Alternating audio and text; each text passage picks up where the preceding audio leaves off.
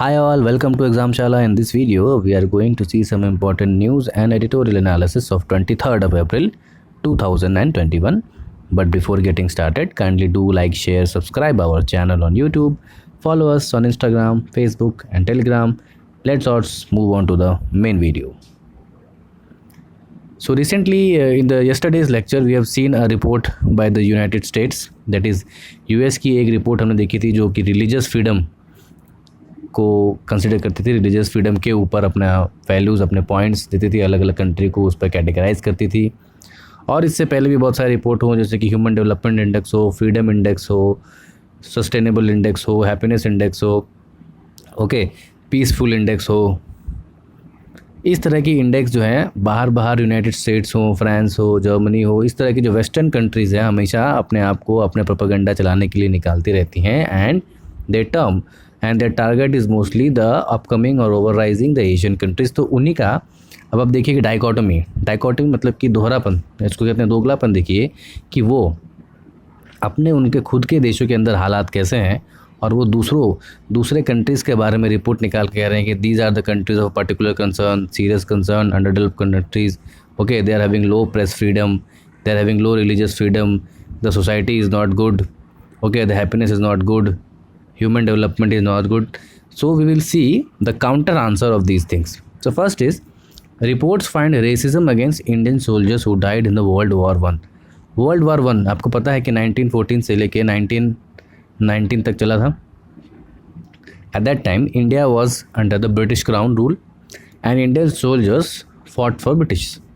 Now see the irony of the situation that the Indian soldiers, भारतीय सैनिक, अंग्रेज़ों की सरकार के लिए, अंग्रेज़ों की प्रॉपर्टी बचाने के लिए यूरोपियन से लड़ रहे थे, जबकि हमें लड़ना चाहिए अपनी आज़ादी के लिए उन यूरोपियन से। हम लड़ रहे थे उनकी तरफ से, ठीक है। सो इंडियन सोल्जर्स यानी कि हम गुलाम थे, we were under the British crown and we are fighting for Europeans. वो यूरोपियंस जो कि अपनी कॉलोनी जो अफ्रीका में हो या एशिया में हो उसको बचाने के लिए या उस पर कब्जे के लिए, उस पर अपने अधिकार क्षेत्र को बढ़ाने के लिए या घटाने के लिए, उस पर उनके कॉन्फ्लिक्ट को लड़ाई कर रहे थे। और उनके इंटरेस्ट पर, उनके कॉन्फ्लिक्ट ऑफ इंटरेस्ट में लड़ाई का पार्ट कौन बन रहा था? तो एशियन देश।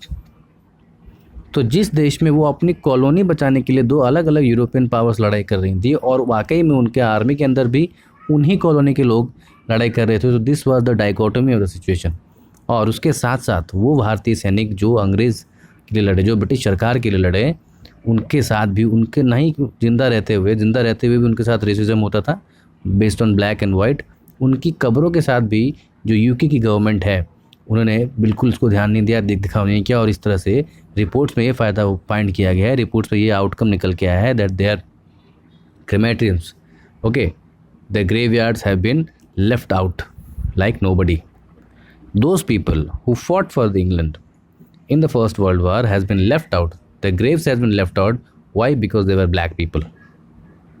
Okay, so these countries preaching the other countries, अलग अलग देशों को आप उपदेश देते हैं, रेसिज्म नहीं है आपकी सोसाइटी में, इनटॉलरेंस है, ओके, ह्यूमैनिटीज़ नहीं है, यू आर डूइंग डाउन, आपकी लिटरेसी कम है, आपकी सोसाइटी अच्छी नहीं है। Now they are themself preaching racism not only with the living beings but also with the graveyard of this peoples, of those soldiers. At least for those soldiers, they would have been paying tribute to those who fight for them, and they are paying, or they are kind of accepting a racist policy towards the grave of those Indian soldiers. और जब वो बात news में आती है, सब में आती है, then they simply say, sorry, we didn't knew about it. Another news is the US police. Yesterday we discussed about the case, okay, George Floyd वाला case.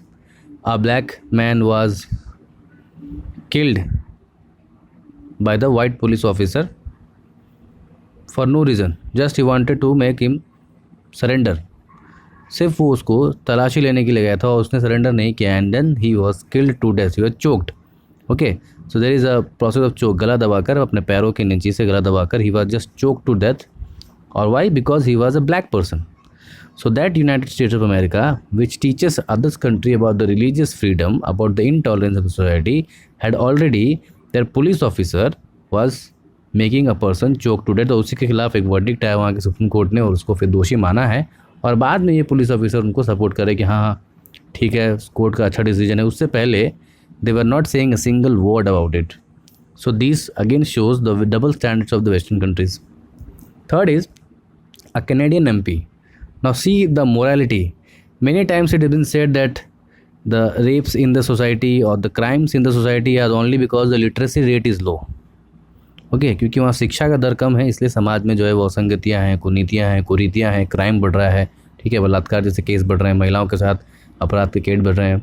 लेकिन आप ये केस देखिए, कैनेडियन एमपी, जाहिर सी बात है Canada is a develop country, वहाँ के वो एमपी हैं, उसने अपने कॉलीग की एक जूम मीटिंग में चल रही न्यूड फ़ोटो ले ली और पोस्ट कर दिया.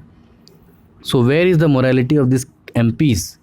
Those MP come from a very high class society, literate society, and what they are doing, they are taking nude pictures of their colleagues and posting it.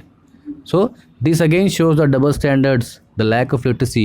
Though they might have a good literacy rate, ठीक है, उनकी साक्षरता दर अच्छी हो सकती है, उनके पास पैसे अच्छे हो सकते हैं, उनके पास टेक्नोलॉजी अच्छी हो सकती है, लेकिन मोरालिटी, नैतिकता नहीं है इन वेस्टर्न कंट्रीज़ में. These western countries are cultureless country. They don't have any culture, they don't have any morality. And as an Indian we should be proud of that we have morality, we have culture. Yes, we do have less literacy, we are lacking behind in technological innovations, but as a society we are more and more cultural people, more and more moral people. Yes, there might be having some loss in the morality at the many sector due to kind of deficiency. ठीक है, resource की कमी होने की वजह से, पैसों की कमी होने की वजह से लोग भूख के लिए, पेट के लिए, लालच में आकर कुछ चीज़ें अवश्य करते हैं, लेकिन it is not done by the rich class of the people in India mostly. So literacy, higher literacy or higher wealth does not lead to morality. Morality comes from the moral upground, the upbringing, the society we live in, the culture you have, the religion you follow. So these three news is an image उन विदेशी country को, उन western countries को जो अपने आप में develop कहलाती हैं, जो अपने आप को लिटरेसी का जनक मानती है, जो डेमोक्रेसी की जनक मानती है, ह्यूमन सोसाइटी, प्लुरलिस्टिक सोसाइटी, इनटॉलरेंस. ठीक है, इन तरह की चीज़ों को दूसरे देशों को जब उपदेश देती हैं तो इनको पहले अपने अंदर झांक कर देखना चाहिए कि आप क्या हैं और दूसरों को क्या उद्देश्य दे रहे हैं. Now let's move on to the next video. Oxygen produce on Mars, how and why. ठीक है, तो हाल ही में मार्स पे नासा के एक मिशन ने ऑक्सीजन को प्रोड्यूस करके बताया. अब ये जब ऑक्सीजन की बात कर रहे हैं तो हम इंडिया में देख रहे हैं कि इंडिया में ऑक्सीजन की कमी से लोग मर रहे हैं, और यहाँ पर नासा की टेक्नोलॉजी इतनी डेवलप है कि उसने मार्स तक में ऑक्सीजन बना लिया है. सो हम टेक्नोलॉजिकली कितने पीछे हैं, इससे हमको सीखना चाहिए कि हम 5 ट्रिलियन इकोनॉमी बनने की कोशिश कर रहे हैं और हमारे लोग ऑक्सीजन की कमी से मर रहे हैं. तो इसके पीछे गलती भी हमारी है. जब हम वोट देने जाते हैं, और हम में से बहुत सारे युवा तो वोट भी नहीं देते हैं. ठीक है, जब हम वोट देने जाते हैं तो हम वोट देते हैं in the name of religion, in the name of leader, in the name of our family member, caste member. We never ask any particular leader, MP और एमएलए कि भैया कितने हॉस्पिटल आपने बनाए, कितने स्कूल आपने बनाए, ठीक है, कितने पुलिस ऑफिसर आपने भर्ती किए हैं, एक व्यक्ति पर कितने डॉक्टर अवेलेबल हैं, एक व्यक्ति पर कितने नर्सेज अवेलेबल हैं, एक व्यक्ति पर कितने जजेस अवेलेबल हैं, जजेस में केसेस की पेंडेंसी क्यों है. So we are not asking this, we are going and we are just voting those person जिसमें मीडिया में कोई लोग दिखते हैं. हमारे कोई अच्छा सोशल इन्फ्लुएंसर हुआ या कोई मीडिया में आपका स्पेशल एंकर जर्नलिस्ट हो, उसने उसकी तारीफ कर दी, हम वोट दे देते. We are never asking the question and that is why we are facing the deal. In democracy, we are getting the power, we have the power to ask questions, but we are not asking this, and that is why these politicians are taking us for granted. वो अपने आप को granted ले लेते हैं कि क्या करेंगे, कुछ लोग चिल्लाएंगे, चीखेंगे, फिर भूल जाएंगे, फिर तो वोट हम ही को देने वाला है. So this time, make remember that we need good education, good health, good police service, good judiciary. अच्छी जुडिशरी नहीं होगी तो न्याय नहीं होगा, न्याय नहीं होगी तो लॉ एंड ऑर्डर नहीं होगा, लॉ एंड ऑर्डर नहीं होगा तो सोसाइटी डेवलप नहीं करेगी. आप पढ़े लिखे होंगे, पैसे वाले होंगे, वेल्थ रिच होंगे, लेकिन आपके घर पे जब चोरी डकैती ज़्यादा बढ़ने लगेगी, सोसाइटी में इनइक्वालिटी बढ़ेगी, that wealth is of no use when a judiciary is not good, when policing is not better. So we should be next time asking about the how is the education, how many colleges are you set up, how many seats of MBBS have you increased or not increased, okay, how many doctors are there in the PHC, public health cares. These questions we are about to ask about our leaders, our generals, that before going to vote, not just giving vote in the name of religion, caste, family member, आप उसको जानते हैं नहीं जानते हैं, ask the question, and this is why a democracy will be a vibrant democracy. Now moving back to the topic that oxygen on Mars. तो उसके लिए हमारे लिए एग्ज़ाम के लिए क्या क्या आवश्यक हो सकता है, एग्ज़ाम में क्या पूछा जा सकता है, उसको एक बार देख लेते हैं. तो सबसे पहले कि नासा का जो प्रिजर्वेंस मिशन है, so which mission, Perseverance mission of NASA on Mars, उसने पहले भी वहाँ पर एक हेलीकॉप्टर उड़ाया था. डेट इज़ मार्स पे एक हेलीकॉप्टर यहाँ से कंट्रोल करके हेलीकॉप्टर उड़ाया था, तो उसके लिए ऑलरेडी वो फेमस है. उसके बाद MOXIE is a device of Mars oxygen in situ resource utilisation experiment. Mars oxygen in situ means something related to that particular post. So in geography we had studied two words, in situ and ex situ. Ex situ means उस जगह से अलग, in situ मतलब उसी जगह पर local चीज़ें. तो Mars oxygen in situ resource utilization experiment में MOXIE. So the question will be what is MOXIE? So MOXIE is nothing but it's a mission or a resource utilization experiment on Mars done by NASA's Perseverance mission. What is it done as? 5 gram oxygen बनाया है, ठीक है. Carbon dioxide CO2 से उसने 5 gram oxygen बनाया है, ठीक है. और वो इतना ऑक्सीजन है जो कि 10 मिनट तक एक व्यक्ति ब्रीथ कर सकता है. That amount of oxygen has been made from the carbon dioxide. जैसे कि आपको पता है एट मार्स के पास 96% कार्बन डाइऑक्साइड है, और इस प्रोसेस से हम कार्बन डाइऑक्साइड में से ऑक्सीजन बनाते हैं और कार्बन मोनोऑक्साइड है जो बाई प्रोडक्ट निकलता है. ठीक है. So CO2 gives O2 plus CO, carbon monoxide and as well as oxygen. And in this process oxygen जो MOXIE है, MOXIE acts like a tree, same as tree takes carbon dioxide and gives us oxygen, and so MOXIE is also taking oxygen and taking carbon dioxide and giving oxygen. That is very much important in Mars because Mars के पास oxygen नहीं है, and if you want to support a human life on Mars we need to develop more and more oxygen. So why it is useful? Because it is useful because जब बड़े बड़े missions अब हम Mars पे जब भेजेंगे तो हम भेज सकते हैं बिकॉज वहाँ पर ऑक्सीजन की presence, we can artificially create oxygen there by using their carbon dioxide. So we can send humans now there. So अब मार्स पर हम ह्यूमन्स को भेज सकते हैं, ह्यूमन मिशन जा सकते हैं. रिसर्च, मोर रिसर्च, हैबिटेबिलिटी, वहाँ के climatic condition, history of archaeology, cosmology, सबकी रिसर्च अब ज़्यादा तौर पर अच्छी तरह से हो सकती है. Next article is about US जो क्लाइमेट समिट हुआ, ठीक है. So two important thing is, one is the US climate summit that we already talked about 2030 जो नेट ज़ीरो का टारगेट चल रहा था, ठीक है. तो क्लाइमेट एक्शन समिट जो US जो है वेब वर्चुअल एक समिट करता है, वहाँ पे US ने ये टारगेट रखा है कि हम 2030 तक जो अपने कार्बन एमिशन का 50% जो है वो कम कर देंगे, ठीक है. उसी के साथ अलग अलग कंट्रीज़ ने भी अपना अपना वायदा किया है, ठीक है. So Biden has said to reduce it by 50 to 52%. Similarly, China is saying that we will also reduce up to 30%. Japan and etc. Our countries are already going to 40%. So why it is important? For two things. First is the climate summit कहाँ हुआ था अभी, 2-day climate summit. तो it was organized by the US administration under Joe Biden. इसमें क्या चीज़ें हुई, इसमें USA ने अपने क्लाइमेट को जो कार्बन एमिशन को 50% तक कम करने के लिए बात कही. इंडिया का स्टैंड क्या है? इंडिया का स्टैंड ये है कि भाई आप हर बार अलग अलग चीज़ों, अलग अलग नियम के आते रहते हैं. कभी आपका एक प्रेसिडेंट कहता है कि क्लाइमेट चेंज तो नेचुरल है, अपने आप ठीक हो जाएगा. कभी आप कहते हैं कि नहीं कम करो. तो इसमें पॉलिसी जो है वो स्टेबिलिटी नहीं है. दूसरी जो पेरिस क्लाइमेट चेंज है उसके तहत जो आपने वादा किया था कि फर्स्ट वर्ल्ड कंट्रीज़ जो है डेवलपिंग कंट्रीज़ को कुछ मॉनेटरी हेल्प करेंगी और बदले में जो डेवलपिंग कंट्रीज़ है वो अपने कार्बन कंजम्पशन को कम करेंगे, लेकिन अभी तक वो काम तो पूरा नहीं हुआ. तो एक डील तो आप पूरा करते नहीं हो, उसके बाद अपना मनमर्जी के हिसाब से नए नए डील बनाते हो.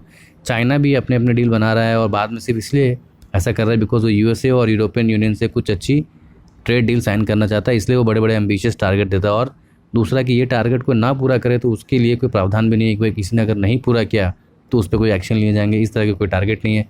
सारे देश ले नहीं रहे. दूसरा दिस जो ग्लोबल नेट ज़ीरो टारगेट है ये क्या है, ग्लोबल डिवाइजन, यानी सबको बराबर कम करना होगा. लेकिन अगर आप देखिए हिस्टोरिकली तो जो आज की जो डेवलप कंट्रीज़ है उन्होंने ही इतना ज़्यादा कार्बन का यूज़ किया है, उन्होंने ही सबसे ज़्यादा कार्बन एमिशन की है, और इसीलिए उनको इसका बोझ ज़्यादा उठाना चाहिए, बाकायदा इसके कि सब लोग पर इसका बोझ ज़्यादा हो. तीसरी चीज़ है, जब हम पर कैपिटा एमिशन की बात करते हैं तो सबसे ज़्यादा तो कार्बन एमिशन करता है USA, लेकिन इंडिया में जो ओवरऑल आप देखें तो थर्ड नंबर पे आते हैं, लेकिन पर कैपिटा देखें तो हम बहुत कम है, यानी कि हर प्रति व्यक्ति, क्योंकि हमारी पॉपुलेशन ज़्यादा है तो इतने ज़्यादा लोग मिला के इतना कम कार्बन डाइऑक्साइड जो है वो एटमॉस्फेयर में रिलीज़ कर रहे हैं, और वही इन कंपैरिजन में इतने कम लोग की संख्या वाला यूएस सबसे ज़्यादा कार्बन डाइऑक्साइड एमिट कर रहा है ऑक्सीजन में। एंड दैट इज़ वाई दोनों को कंट्रोल करने के अलग अलग पैरामीटर्स होने चाहिए। ऐसा नहीं कि इंडिया के लिए भी वही पैरामीटर हो और यूएस के लिए भी वही पैरामीटर, बिकॉज वहाँ पर जो प्रति व्यक्ति कार्बन एमिशन है भारत में बहुत कम है और यूएस का प्रति व्यक्ति कार्बन एमिशन बहुत ज़्यादा है। इसलिए यूएस को ज़्यादा से ज़्यादा इसका भार उठाना चाहिए। इन डेवलप कंट्रीज़ को ज़्यादा से ज़्यादा पैसे की मॉनिटरी बेनिफिट करना चाहिए, टेक्नोलॉजी बेनिफिट करना चाहिए, टेक्नोलॉजी शेयरिंग करने की ज़रूरत है, but they are not doing this and that is why India is not supporting. India is saying that we are following Paris plan. Paris plan में जो हमने टारगेट सेट किया था, that we are going to hurriedly achieve it and we will achieve it in no time and that is why we are not supporting your agreement.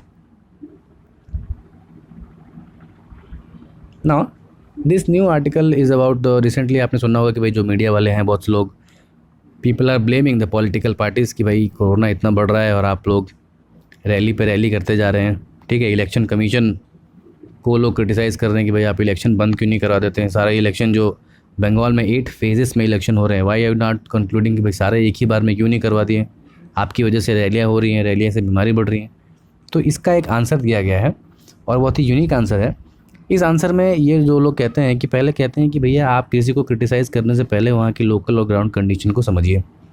जिन राज्यों में Covid फैल रहा है उन राज्यों में पहले से इस तरह की कोई चीज़ें अभी हाल फिलहाल में तो नहीं हुई, और जहाँ पर इलेक्शन रैलियाँ हो रही हैं, जहाँ इलेक्शन हो रहा है वहाँ पर अभी कोविड फैलने की उतनी कोई गति तेज़ नहीं है। इसलिए ये क्रिटिसाइज़ करना कि इलेक्शन कमीशन के डिसीजन के वजह से जो कोरोना अभी विस्फोट हुआ है, जो कोरोना केसेस जो है has risen abruptly, it is not because of election commission, it is because of the mismanagement of दो स्टेट्स। बिकॉज रिसेंटली जिन स्टेट्स में जैसे कि महाराष्ट्र हो गया, दिल्ली हो गया, गुजरात हो गया, वहाँ पर अभी आसपास कोई इलेक्शंस नहीं हुए बड़े लेवल पे, बट जिन लेवल और इलेक्शंस हुए भी तो कोई बड़ी रैलियाँ नहीं हुई हैं, लेकिन वहाँ केसेस सबसे ज़्यादा है, और जहाँ हुई हैं वहाँ केसेस नहीं है। तो इस तरह से आप जो क्रिटिसाइज़ कर रहे हैं उससे पहले आप पहले डेटा को समझिए, एंड उसके लिए वो एक कर्व का यूज़ करते हैं, that is Gompertz curve.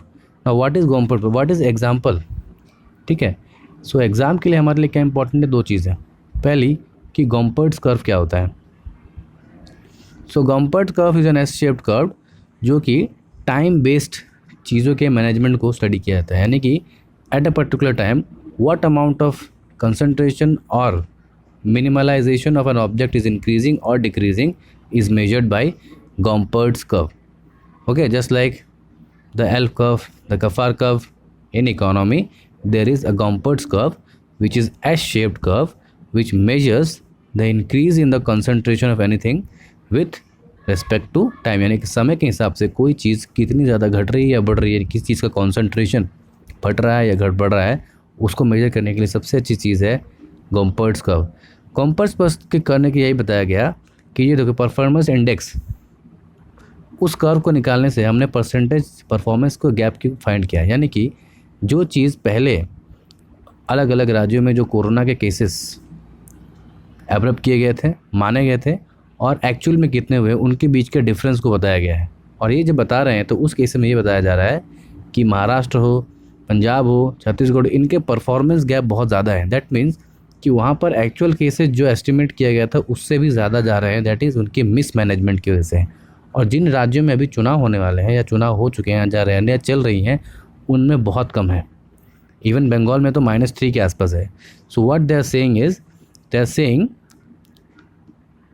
Small states with population as less than million and they are having a better performance, and that is why not to directly make election commission responsible for the growth in economic or growth in the corona rates, because it is due to their performance gap. उन states ने अपने काम अच्छे नहीं किए, इसी वजह से उनके जो परफॉर्मेंस गैप बढ़े हैं as per the results of Gompertz curve. And the corona और the rise of corona virus और the rise of covid cases in these states is not due to the elections और not due to the elections और other election rallies by the election commission, it is because of their mismanagement. And जिन states में रैलियाँ चल रही हैं, elections हो रहे हैं, उन स्टेट्स का जो परफॉर्मेंस गैप है वो बहुत कम है।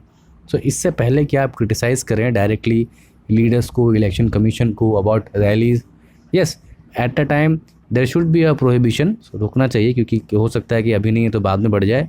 लेकिन उनके पीछे जो बढ़ते हुए केसेस है उनके पीछे एकमात्र इलेक्शन कमीशन या political rallies are not important, because उन्होंने डेटा के साथ दिखाया कि इन स्टेट में तो वैसे भी कोई रैलीज नहीं होती, लेकिन इनमें फिर भी परफॉर्मेंस गैप जो है बहुत ज़्यादा है, और ये दिखाता है कि इनका mismanagement, not because of the election commission. So हमारा इलेक्शन कमीशन बहुत महान है, बहुत अच्छे अच्छे काम किए उन्होंने।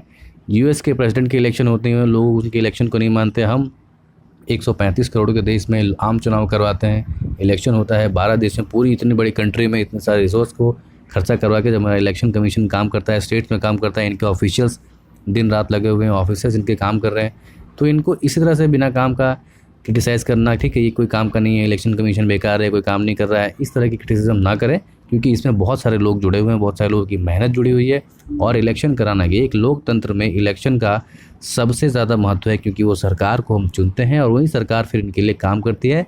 तो इलेक्शन को इतना लाइटली भी हम नहीं ले सकते हैं। हाँ, ये बात ज़रूर है कि अब जो रैलीज़ हो रही हैं उस पर हमको कॉशन रखना चाहिए, बंद करना चाहिए, प्रिकॉशन रखना चाहिए, लेकिन सिर्फ इलेक्शन रैलीज़ की वजह से कोविड केसेस बढ़ रहे हैं, that is not the reason, because उन स्टेट्स में जिन स्टेट्स में कोविड बढ़े हैं उन पिछले कुछ महीनों में इलेक्शन रैलियाँ उतनी नहीं हुई हैं जितनी होनी चाहिए, और ये डेटा वो बताते हैं by the use of Gompertz curve and the performance gap ratio. So this was all for today's video.